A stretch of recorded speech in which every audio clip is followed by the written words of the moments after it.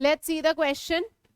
10 moles of X, 12 mole of Y and 20 mole of Z are mixed to produce a final product P. ठीक है, reaction में क्या है, X plus 2Y gives I and I plus Z gives us Y plus P. ठीक है, according to these reactions already balanced है reaction, question में ये चीज गिवन है.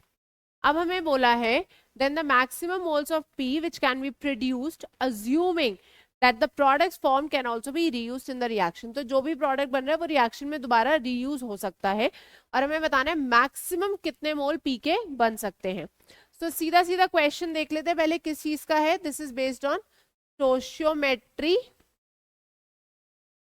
Stoichiometry and limiting reagent. Stoichiometry and limiting reagent, इसी concept पे based है ये क्वेश्चन.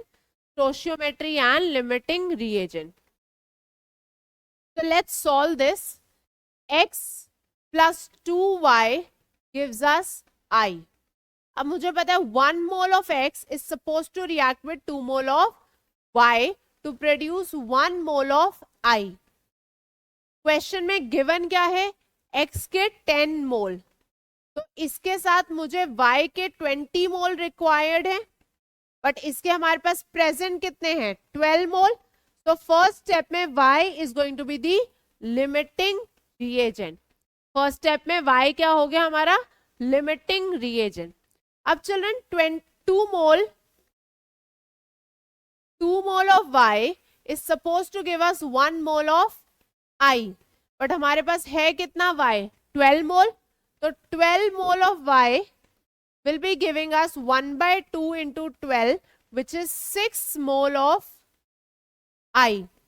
तो फर्स्ट स्टेप में क्या बना, 6 मोल I के बन गए. Z कितना था, 20 मोल. तो अब हमें ये पता है 1 मोल I is going to react with 1 mole of Z as per the equation. हमारे पास इसके 6 मोल बने I के फर्स्ट स्टेप में, तो these will be reacting with 6 mole of Z. यहां से 14 मोल Z इज अनरिएक्टेड. 20 टोटल था, 14 अनरिएक्टेड हो गया हमारे पास. अब जब Z के 6 मोल रिएक्ट हुए, 6 mole of Y and 6 mole of P are further produced. तो 6 mole Y and 6 mole P के प्रोड्यूस हो गए. तो P का सबसे पहले हमारे पास आ गए 6 मोल. अब ये जो Y बना, this is going to react further. किसके साथ रिएक्ट करेगा ये, X के साथ. X के आपके पास थे 10 मोल, जिसमें से रिएक्ट कितने हुए थे, Y was the limiting reagent.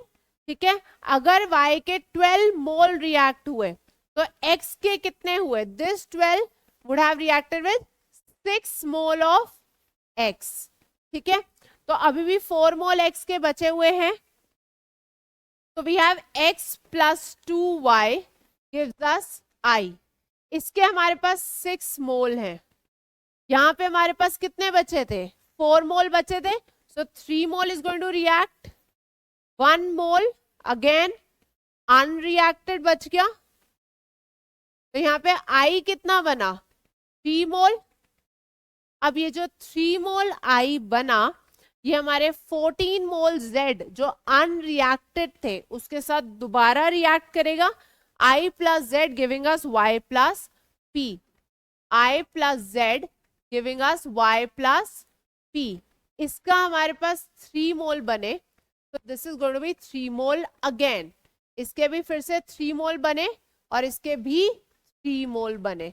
तो P अब 6 पहले, 3 अब, अभी तक 9 मोल P हमें मिल चुका है. ठीक है, Y बना 3 मोल.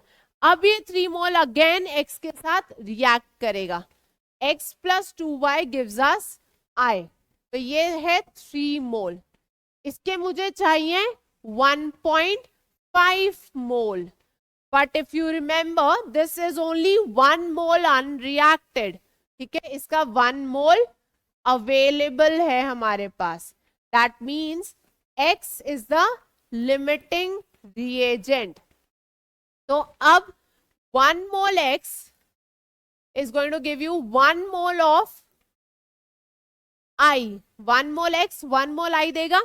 And again, according to this reaction, जो unreacted Z था, उसमें से 1 mole के साथ this will react.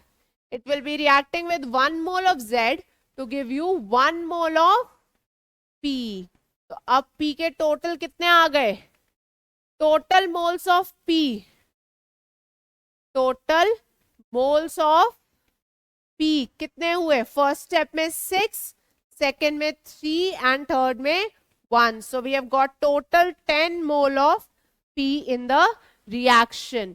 इसलिए हमारा जो फाइनल आंसर होगा that is option number C, 10 mole of P.